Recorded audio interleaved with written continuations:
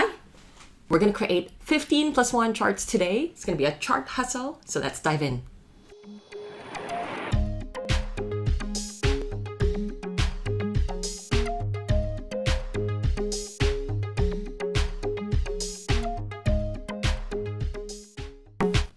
The goal of this video is to show you how to create some basic charts in Tableau without relying on Show Me. Show Me is a feature in Tableau Desktop that allows you to generate charts very quickly based on fields that you select from the sidebar. However, I find that when you just use Show Me, you may find yourself spending more time trying to reverse engineer and figuring out what Tableau did and how it differs from what you want to do with Tableau. So anyway, it's going to be 15 plus 1 charts. There's one bonus that actually you don't see in Show Me that I'm going to show you. Let's dive in. For a horizontal bar graph, take your measure, put that on columns to produce your horizontal bar, take your dimension, and put it on rows. If you wanted to make this a vertical bar graph, you basically just need to swap the placement of your measure and your dimensions. There is a shortcut here in Tableau, so we can just simply swap rows and columns. For a time series graph, we typically want to use a date or time component in your x-axis. So in this case, I'm going to right-click drag launch date, and I'm using right-click drag because I want to quickly get to my continuous month field, which is right here. So anything that has that green calendar icon, that will be your continuous date. And in this case, maybe I want the pledged amount. So this is my time series graph. I probably want to exclude ones that I think may be incorrect or just want to remove from my visualization. So let us exclude this one. And maybe 2018, I probably don't have complete information on 2018, so let's exclude that as well. And if you wanted to quickly add a trend line, go to your analytics tab, drag over your trend line, and you can choose the different options for your trend line. In this case, I'm just going to choose linear. The area chart is going to be very similar to your time series chart. So in this case, I'm going to choose to use my launch date again, right-click drag, choose continuous month in this case, and I can drag over my amount to rows. By default, Tableau will recommend that you use a line chart. You can see that from the marks card. It says here automatic, and it's pointing to a line, but you could always override this. But right now, let's actually just remove any data we don't want. Let's take away our 2018 in this case. And we can simply choose to change the actual mark. So instead of line, we're going to choose area. You can choose to make this a stacked area chart by dragging a dimension onto color. You have to be very careful. There's a place and time to use this. You need to know how to use it before it becomes effective. A scatter plot requires 2 continuous variables. So a measure on your x-axis, so let me just use pledged amount for this, and also a continuous measure for your y-axis. In this case, what you see is just a single symbol, and it's because it hasn't been scattered yet, it hasn't been broken down yet. So we can choose to actually put a dimension to further split this chart to make it scatter, therefore a scatter plot. So in here, drag over maybe ID onto detail, and this is going to give us a warning at this point because there are about 378,000 points, and this is actually okay for a scatter plot, but for other visualizations probably not as great. But this is what your scatter plot will look like. For your scatter plots, typically we want to adjust this a little bit. I personally like making this hollowed shapes, and maybe based on those shapes, change the opacity. There we go. Let's drop it down a little bit further. How do you create pie charts in Tableau? The easiest way that I find to create a pie chart in Tableau is first to go to your mark, change it to a pie first. When you change it to a pie, it actually gives you a 6th property called angle, and this will determine how big the slices are. We are going to put a measure on angle. We're going to put a dimension, a categorical field, onto your color to determine the slices. And a lot of times you're going to put something on label. But be very careful with your pie charts. If you have a pie chart that looks like this, which has more than a handful of slices, probably something to think about and reconsider. How to create maps in Tableau. Actually, Tableau makes it very easy. When it first scans your data, it will find anything that could be location related, and it maps it to its database of latitudes and longitudes. So the moment that you see this globe icon, it means that by default, Tableau has found this field to be a location field, and you can technically use this and use the auto-generated latitude and longitude in your charts. So we can simply double click on state. And by default, it actually pulls over the latitude and longitude, puts it in your rows and columns right away. Now, in terms of maps, there's two kinds of maps. You can decide to leave this as what we call a symbol map. So we might decide to just maybe adjust the size of these circles and maybe make this a little bit more prominent. Or we could also change this into a filled map wherein those measures are now going to be represented as polygons, but with different shades. So in this case, maybe I want to make to put sails into color instead. So instead of just having symbols on each one, we are actually using shaded areas. Another common request is how to create text tables in Tableau. So text tables, pretty much a crosstab spreadsheet view, basically have your grid and just your numbers right there. I find it's easiest for me to lay out my matrix first. So for example, if I wanted to drag over a couple dimensions, one in rows, one in columns to create my first matrix, and then I can take my measure and drag that over to text or simply double click it. Double clicking is great if you have multiple measures that you may want to show in this text table. So for example, if I want to show number of records lost, I can simply double click that and it creates my text tables for me. And from here, I can start moving around my fields, my dimensions, just to make sure that it is in the layout that I want to present it. A heat map is very similar to your text tables, but instead of showing the numbers, we're only going to use color and or size to vary the values. So in this case, I'm going to set up my grid and I'm going to drag my measure not on text but on color. So this is your basic heat map. With heat maps, you can also vary the size. You can choose to use a different measure on top of size to actually give you a different perspective of that data. So in this case, maybe let's take a second measure, put that on size, and this is what it's going to look like. And you may want to play around with it, adjust it, see how it works with your overall dashboard or overall project. So if you wanted to combine your text table and your heat map, so you want the numbers shown and also have some kind of background color, that's what you call your highlight table. Setting up your highlight table is very similar to setting up your text tables. We're going to drag over our dimensions to create our initial matrix.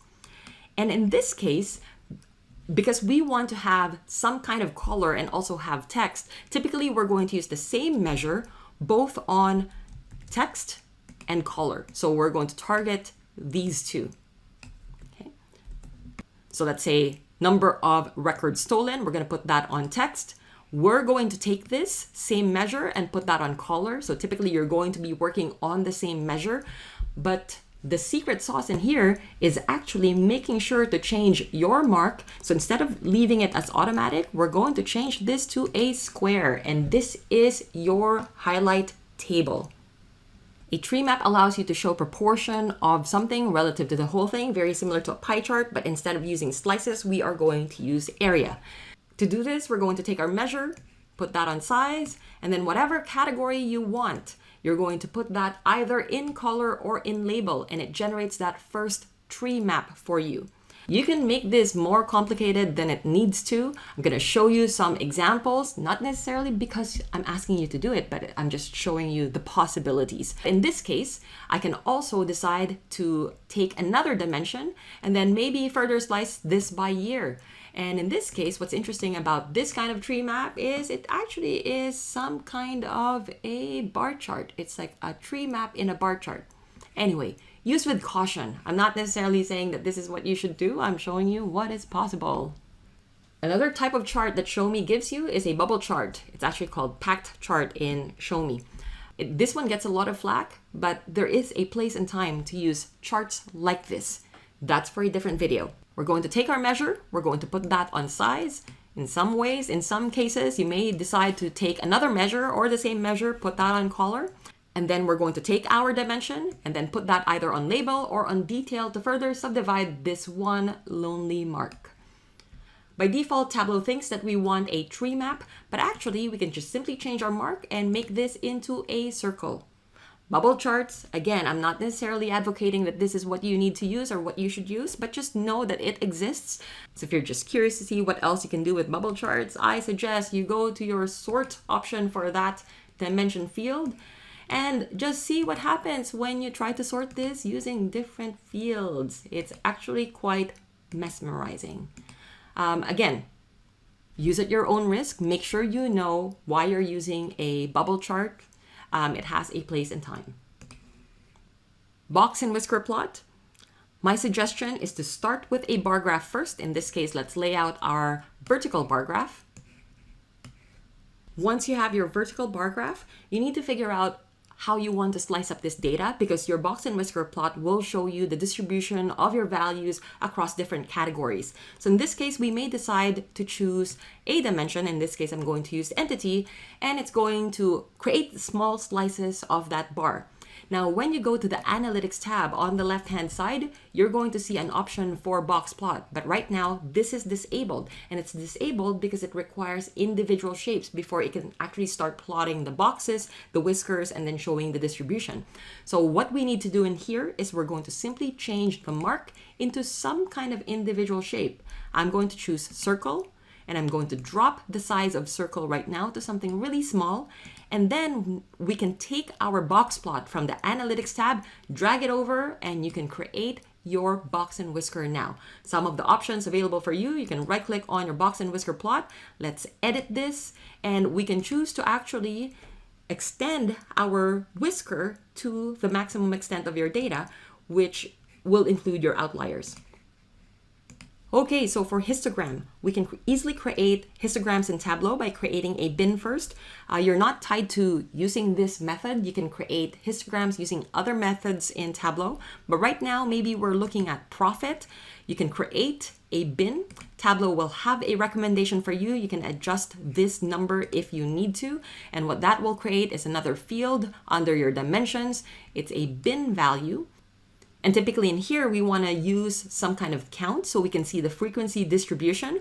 So maybe we can right click, drag a dimension, or maybe we already have a measure for this. In this case, I'm going to right click, drag our dimension, and then do a count. And this is the distribution of my profit based on my products. I have to admit that bullet chart is one of those charts where I'm probably going to use show me first before I actually build it from scratch, because in here, all you need to do is select all of those fields. And a lot of times there's not a lot of variation that can happen here. The only correction you need to do might be swapping out your reference line fields, and that's pretty much it. But what I'm going to do is I'm going to build this from scratch, just so you know that this is still possible without using show me. So we can start with a bar graph. In this case, maybe let's use a bar graph based on actual sales in each state. So this is our bar graph. The key to creating a bullet chart manually is remembering that you have to add a reference line, and that field that you use for your reference line, it has to be in detail, or it has to be used already somewhere in your canvas. So once we have that in detail, we can go to our reference line, drag it over, create a reference line. In this case, I'm using the sales quota as my line. The last step is to add a distribution band. In this case, I'm going to add it to cell. And in here, you can change the distribution. You can change what steps you want to show in your chart. So maybe in this case, I want 50, 70, and 90% of my sales quota. We can also choose to put shading before your minimum value and after your minimum value. So this is what it's actually starting to look like right now. And also change your shading colors or your color palette. Don't go crazy. Right now I'm going to use Spotlight, which is very bright colors. But this is just for demonstration. So make sure you choose your colors wisely. Gantt charts allow you to visualize duration. So a lot of times you see Gantt charts in project planning where you want to see the length of a task. Typically it will require some kind of a date or time component. And this is further sliced by the categories that are related to those date time components.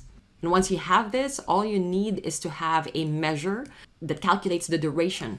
So in this case, I'm using the number of days, and you can further subdivide this if you want. Maybe if you have other categories that you kind of want to highlight in that particular Gantt chart, you can do it by dragging that dimension over to either your label or your color or whatever it is that fits your visualization. So the bonus chart is not in Show Me, but it's actually very easy to create in Tableau, and it's called the word cloud.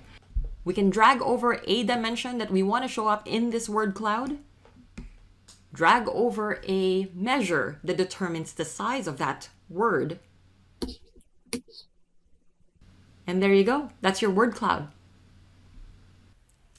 That was a charts marathon. 16 charts, less than 20 minutes. I hope you found something useful, something new, something interesting. Just a little bit of disclaimer, we haven't really talked about what those charts are for, when it's appropriate to use them, when it's not appropriate to use them. I'm going to leave those for a different video, and I will